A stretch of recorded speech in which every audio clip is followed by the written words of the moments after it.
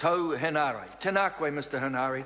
Kura, Mr. Speaker, anei taku mihi ki a koe te katoa, i aku rangatira, i aku whanaunga, i aku tuakana, me aku teina, tēnā koe te katoa. I actually think it's a very cool bringing of events and timing together to have Tuhoe and Ngāti Whātua and the Tāmaki settlements for my last two speeches in the House. And I think that I think that there's a sort of serendipitous sort of ending to my some would call it a career, some would call it other things. And that's the cross that most politicians bear. Some like you, some hate you. And then there's your family. Where to start?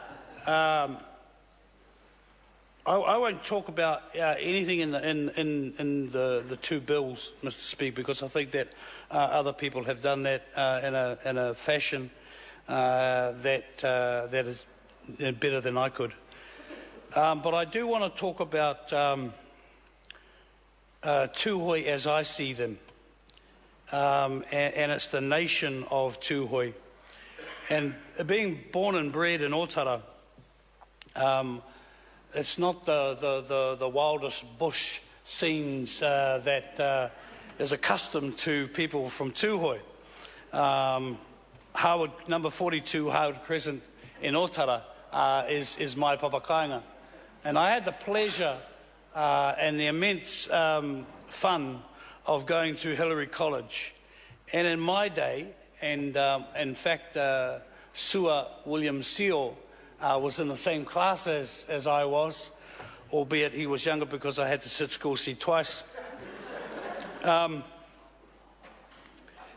were a lot of people from all over the country, and Tuhoe to me was a mystical. They were a mystical people. They were an iconic people. Similar to when we look overseas, we talk about the Sioux Nation. When we look over in South America, there are the Mayan people. You know, and Tuhoe have always struck me as being the sort of the mystical standout people. And sometimes you know who you're speaking to without actually knowing where this person is from. And you can tell by the bravado and the volume of the person's voice when you're talking to a Ngāpuhi. You know, it's quite loud. It's quite we're the best, all sorts of that, you know, that sort of thing. But when you talk to other people, there are different little things that you notice. And I suppose what I noticed as a kid, and I'm not a native speaker, and I was never a native speaker, but we learned from our teachers, Bill Tawhai, Tahi Tate, that there are little nuances about people. And I couldn't get over the fact that these guys couldn't talk Māori properly, Tuhoe. I couldn't get over it. You know, they seemed to be missing a couple of letters in the alphabet. And you know, people have their favourites. People have their favourite anything. They have a favourite rugby team. They have a favourite rugby league team, Queensland and the Blues. But my favourite iwi is Tuhoe. For their mystical being, for their living by themselves, being isolated. And it's not through any of their doing. The isolation comes from outside. We've isolated them over so many years. We've never been willing to engage in a meaningful way. You know, one of the last stories I ever was told in sixth form history was the last military intervention in New Zealand on itself was in 1916 at Maunga Pohatu. And here we are in 2014 just talking about what happened 10 years ago, or less than 10 years ago, another military intervention in Tuhoe. On several occasions I've apologised for myself for that. Not that I need to, but I am a member of the Crown. The whole Parliament, to me, is the Crown, not just this side.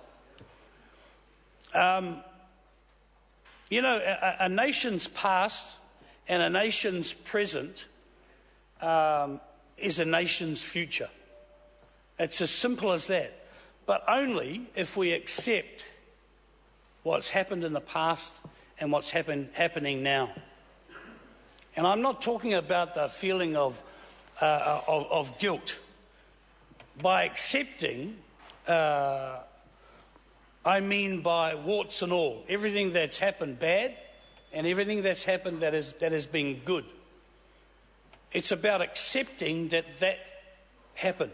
It's about teaching our young kids what happened.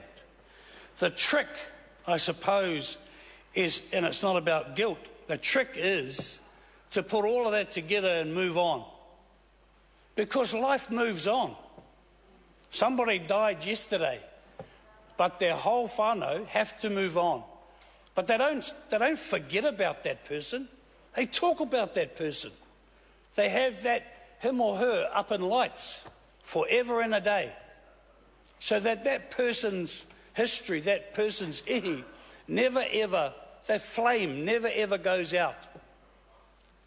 You know, I honestly worry about this country and its lack of education in things Māori. And the only reason is, not because Māoris are cool, because we are, but this, can you imagine that a culture, a language, and a people snuffed out just like that, and they're extinct?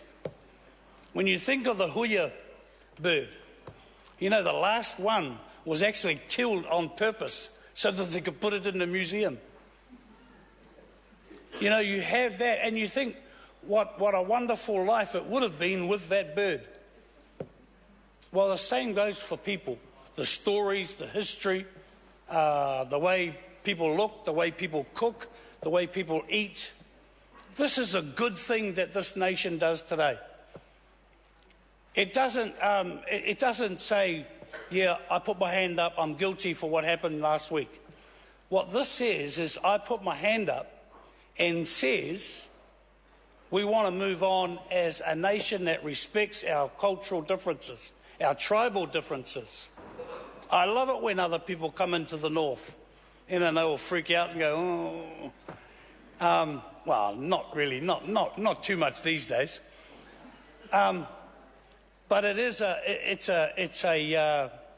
indication of the nation's, I suppose, moving into into adulthood. You know, we're less than 200 years old, this part of the country. In other parts of the country, we are 1,000 years old. Can I just mention the fight that I had with my colleague, the Honourable Nick Smith? I was young. I was good looking. I had hair. And I was most probably 20 kgs lighter. My respect for Tame goes way back. I think his activism, I think his commitment is second to none in the country. There are a lot of people like him, but we never ever hear about them. And I just want to say, bro, you've been one of my people that I look up to. I don't even talk to you. But I don't have to. I don't have to get on the phone to you and say, bro, am I doing right? Am I doing wrong? You must probably say, I'm doing wrong. But see, you know, we have such a rich culture and heritage and history in this country. Better than most countries in the world. And what we do today is actually puts the world on notice that you can do things without blowing each other up. And I will say this right now, and I know he's going to stop me, but I will seek leave to have an extension of time. If people in the Gaza Strip and in Israel and all over the world were to look at what we do here today, it's a step in the right direction. Wai anō, taku mihi ki a kouta katoa, taku aroha ki a kouta katoa, tēnā kouta katoa.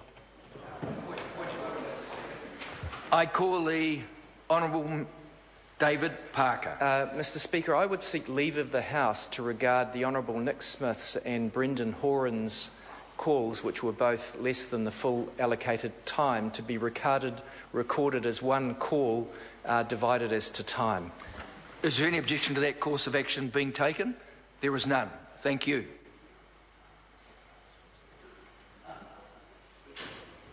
I call the Honourable Member Reno Terra